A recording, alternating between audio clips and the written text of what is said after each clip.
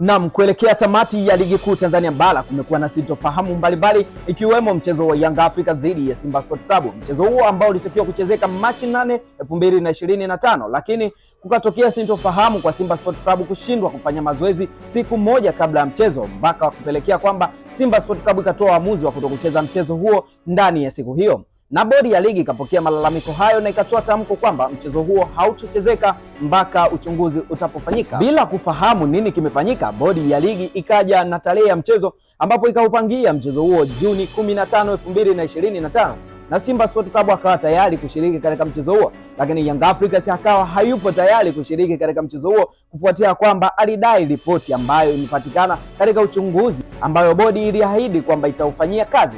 Ikiwa ni Juni 13, bodi ya ligi TPLB imekuja na tamko lingine kwamba mchezo huo hautochezeka Juni 15, 2025 ambapo Simba alikuwa tayari katika kushiriki katika mchezo huu, na mchezo huo utachezeka Juni 25 mwaka 2025 na Young Africans amekubali kushiriki katika mchezo huo, lakini Simba Sports Club mpaka muda huu hajatoa taarifa yoyote juu ya tarehe hiyo. Na mimi nikinukuu taarifa rasmi kutoka bodi ya ligi.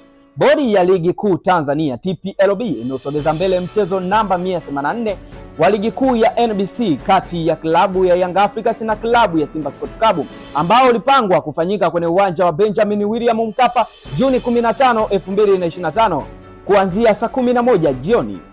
Mchezo huo sasa utafanyika Juni 25 mwaka 2025 kwenye uwanja wa Benjamin Mkapa kuanzia saa 11 jioni.